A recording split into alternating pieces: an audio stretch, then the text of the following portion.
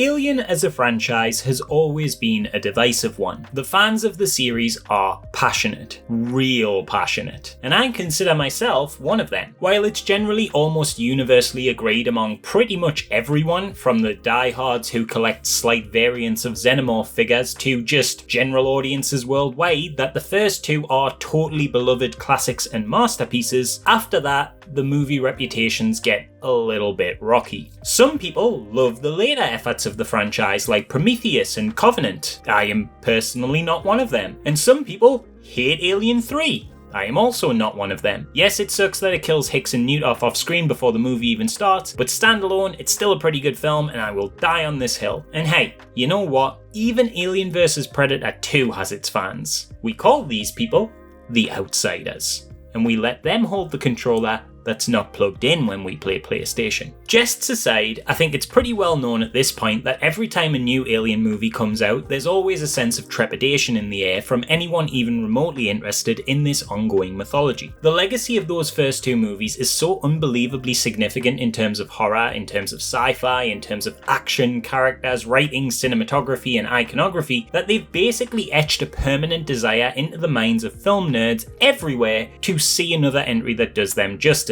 They were perfect organisms, if you will. Not just as franchise pop culture fodder, but just as movies in general. And anyone who considers themselves to have fallen in love with the beautifully realised biomechanical worlds these two films introduced us to has been chasing that high ever since. To, as should be clear by now, mixed results. It's because of this chase that one thing will always be certain. People may hate new entries, people may love new entries, but people will always care about new entries. There's a genuine cinematic magic to this franchise, laid in creation from those early two entries, that is rarely matched. I can speak to that personally. For my own part, I find myself so enamored with the stories, themes, world, and sometimes the execution of Alien that just recently I missed a train home from my girlfriend's house on a night where I had to be home because I couldn't bring myself to not finish the last 40 minutes of a nearly 5-hour long documentary we were watching that deep dived into the creation and ideas of the second movie. Many others, as the internet has very actively made me aware, also care this much about the franchise, just rarely in any way that they can agree on. No matter what the release, I doubt there's a single movie in this series that any fan is just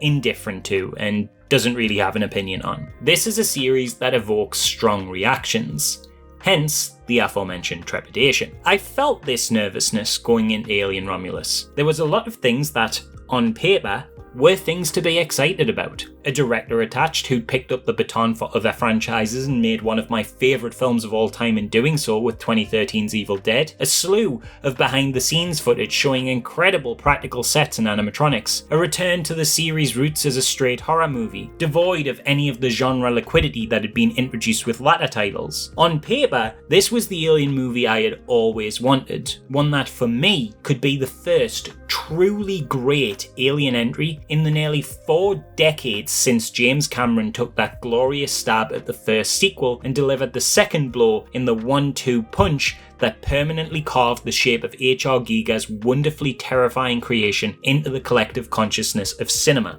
But I knew I'd been burned before. Yes, I did say I liked Alien 3, but that wasn't truly great. And even if you include that, to be honest, after the third entry, as much as I wish I could say different, I genuinely have not enjoyed a single Alien movie since. It's like the infamous Sonic cycle. I always approach with excitement, only to come away with disappointment. So take this as you wish. I haven't checked the discourse around the film, and nor do I want to, but for what it's worth, while I'm sure this will be probably just as divisive and controversial in some ways as every other film in the franchise from 3 onwards, I loved Alien Romulus. Oh my god, I love this movie. I love it so much. It's pretty easily my 4th favourite piece of Alien media. And that's actually saying a lot because I'm including video games in that list, and there's been tons of great ones of them. I put Alien Romulus just below the first 2 films and Alien Isolation. And while I have a few issues with it that, for me,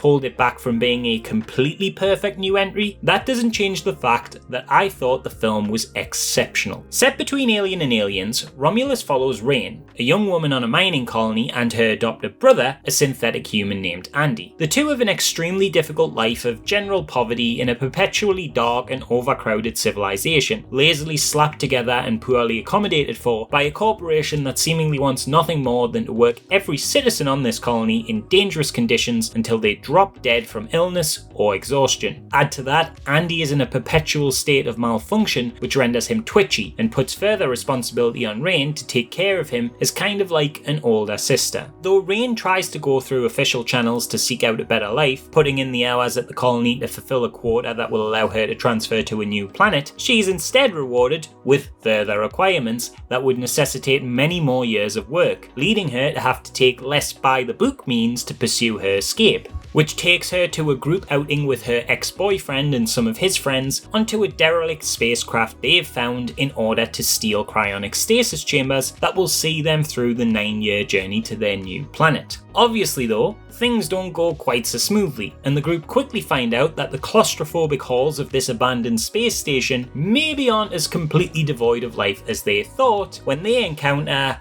well, you can probably guess what. Now I'm going to start with the good, because there's a lot more of that, and to be honest, I can't talk the bad without spoilers, so we'll leave that until the end and stick a spoiler warning up beforehand. Alien Romulus, to me, captures the very essence of what gave these movies their initial appeal. It does away with the deep lore, expansive philosophical concepts, huge planetary scale, and instead takes this stripped down, back to basics approach of just being a tight, character-driven slasher in space. It doesn't dumb things down like the crossover movies, it doesn't overly intellectualize up like Prometheus, it just focuses on being an alien movie in its purest form. Now that's not to suggest it doesn't have anything to say either. The best alien movies, to me, function as these incredibly entertaining sci-fi horror and action stories with a great world, characters and creatures, but scratch below that surface and there's always some more grounded concept beneath it. While I think the latter titles like Covenant and Prometheus took this a bit too far, seeming to be more concerned with their big ideas than their palatability as functioning and engaging narratives, and on the other hand of the spectrum, stuff like Alien vs Predator went too far in the other direction, having absolutely nothing to say in service of smashing cool action figures together, Romulus finds the sweet spot the first two films flourished in, creating an entertaining, beautiful, and character-driven sci-fi story without sacrificing substance to do so. If Alien was all about the phallic symbolism of its creature and an examination of the horrors of sexual assault, and Aliens was an examination and critique of the industrial military complex, then Alien Romulus is a study on how the corporations that allow for that industry to exist affect the lives of everyday citizens in proletariat society. Rain and Andy are trapped in their surroundings, literally forced into dangerous criminal activity by a life that does not allow them any other escape. It does not matter how hard they work, how good they are as citizens, every roadblock knocked down will see another one set up, and they will not be allowed safe passage to a better life. On viewing the scene where Rain applies to leave the colony only to butt heads with the bureaucratic structures designed to disempower and keep her in misery, I couldn't help but wonder if there was some parallels to the immigrant experience to be drawn, and was interested to find an interview the director Fede Alvarez had done with Deadline, where it seems to some extent this was a key point of the film. On the subject of his inspirations, Alvarez stated, "I hope people connect with it because it's such a third world story. That's where I'm from. If you're born in the third world, that's your reality. The narrative of young people that are born in the place that they feel is the wrong place, where things feel like they're collapsing around them and they just want to get out of there, they should look at their parents and look, I don't want to end up like them. That's a very third world reality." It's clear to see after reading this what energy Alvarez is channeling into this narrative, which he co-wrote with his also Uruguayan longtime collaborator, Rodo Sayagues. Rain and Andy's parents are both out of the picture, victims to the same corporation that now holds them prisoner. Equally, the crew they now hang around with are in a similar boat, with parents lost to illness or the cold number-crunching decisions of corporation-programmed synthetics. Without spoiling too much, even in the abandoned ship the gang end up on, one of their biggest adversaries continues to not just be the alien stalking them throughout its claustrophobic interiors, but also the company's best interest, a constant abstract force that seems to hold so much weight over all of their lives in every scenario, whether that's deep in the mines of a smog-riddled colony, or above it in the derelict ship that floats out there in space. And all of this is explored through one of the best relationships the series has had since Ellen Ripley once protected little Newt, with the sibling-esque love shared between Andy and Rain, who are without a doubt some of the most endearing characters we have seen in this franchise. Andy especially offers a kind of well-meaning but clumsy support of his sister, complete with poorly delivered and enthusiastic dad jokes that make him so easy to rally behind. You really care what happens to these two, and they both have fulfilling emotional arcs throughout the story that sees them finding their humanity again in all the ways the corporation has robbed them of. It's really satisfying stuff, and it's made even more satisfying by the way Alvarez and his team absolutely nailed the tactile feeling that made the original movie so impressive. The ship is a character in of itself. Borrowing hugely from Alien Isolation's aesthetics, Alvarez and his crew have crafted a beautiful hell of cold metal and the unwelcoming sliminess of the biomechanical. It's a gorgeous movie, with practical sets that constantly find stunning and intricate ways to bring in-universe light sources into the picture in a thoughtful manner. Low blue lights hover over misty grounds as if to give everyone laser-like ankle markings. Red warning lights pulsate the scene with an impressive, almost blood-like atmosphere. Punches of yellow in the blackness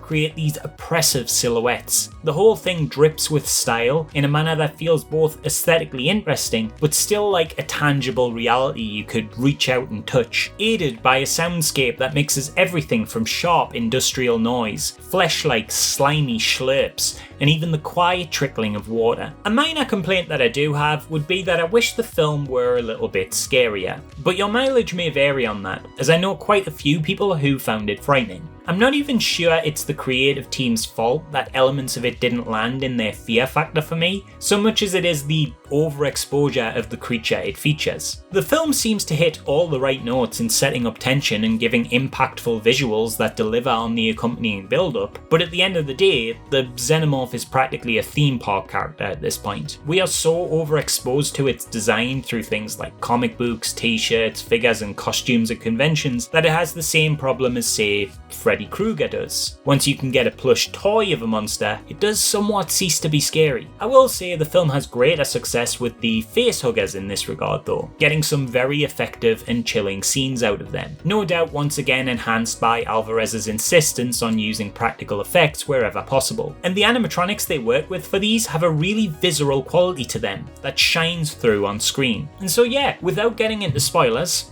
I thought Alien Romulus was incredible. Loved it. Loved it, loved it, loved it. With, unfortunately, one pretty big asterisk on that statement. But to explain that, we gotta get into spoilers. So if you just want to know if you should watch it, then my answer would be absolutely yes. However, if you don't mind spoilers and would like to know a little more about what I didn't like so much, then stick around because we'll be talking about that right now. Okay, so first, some quick gripes out of the way before I move into my really big one. Firstly, I expect this movie's closing act is going to be something that really pisses off a lot of Alien purists. The introduction of the alien-human hybrid as one final last threat I expect will be divisive as it messes with the iconography of the xenomorph, but personally, I quite liked it. At least on paper. I thought the idea was interesting and the initial introduction of the creature was handled in a really chilling manner, but for me, they quickly showed a little too much of it, and I feel that robbed it of any really disturbing quality. That first shot where the face emerged from the shadows had this kind of spine-tingling, no, they wouldn't, nervous quality to it, but as you saw more and more of the thing, it became less visually interesting. Not a major deal breaker for me, and I do still love Fede's whole modus operandi of having a 3-act structure in a horror film, everything resolving in a satisfying way, and then for the final 20 minutes going, ha, psych, secret 4th act and everything is hell now. It's a super cool way to subvert expectations and elevate a film in a really off-the-wall manner, but I thought he did this way better with his take on Evil Dead for me. On the topic of the thing that really got me though, I did not like the fan service in this movie. Stuff like reusing iconic lines such as "get away from her you bitch" really took me out of the moment, and I just don't think the film needed it. Romulus works best when it is its own thing, but when it's trying to be this weird mishmash of previous ideas and kind of a connective tissue extending the greater chronology of everything, I really wasn't interested. That said, this also wouldn't have been a massive problem for me, just a minor complaint, were it not for one big thing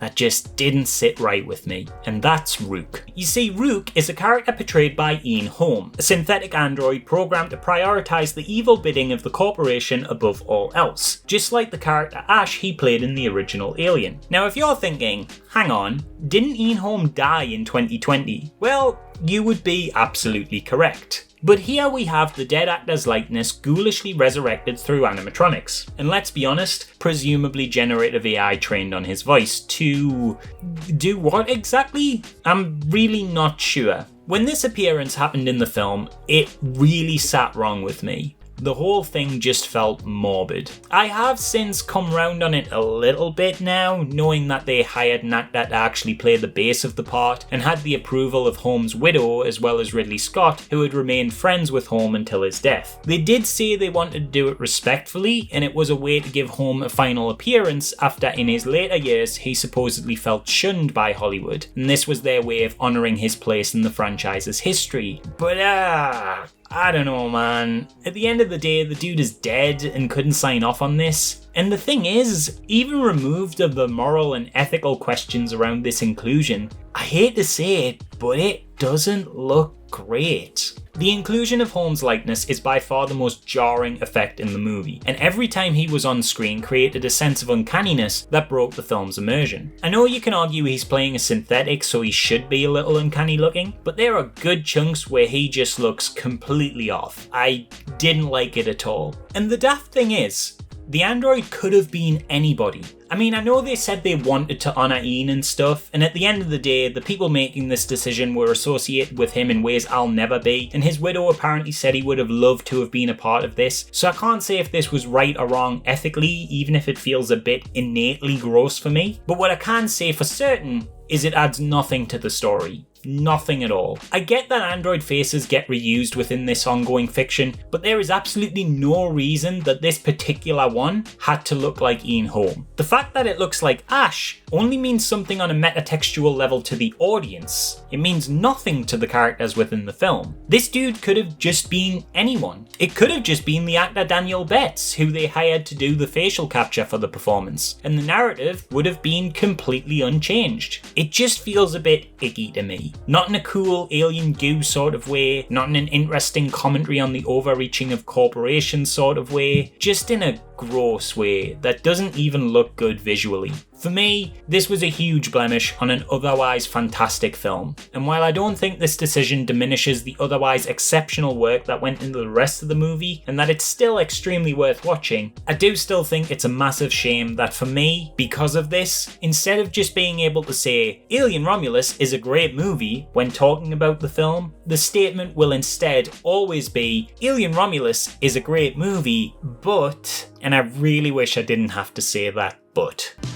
Anyway, that's all for me from today. Next video, I'll be looking at whatever won that recent poll I put up. I think last time I checked, you wanted me to cover some niche, disturbing horror film rather than anything big and recent, because my subscribers are a bunch of little goblin freaks, and I respect that. So yeah, it'll probably be something along those lines. And remember, if you want to join our little horde of goblins, all you have to do is subscribe to my OnlyDans by clicking that red button below. Or you can even become a real goblin king/queen or non-gender specific goblin royalty like these lovely folks you're seeing in the credits right here now by joining my Patreon to add your name in amongst them, as well as get some cool exclusives. Make sure you give this video a like, and I'll see you all next time in the Goblin Mines.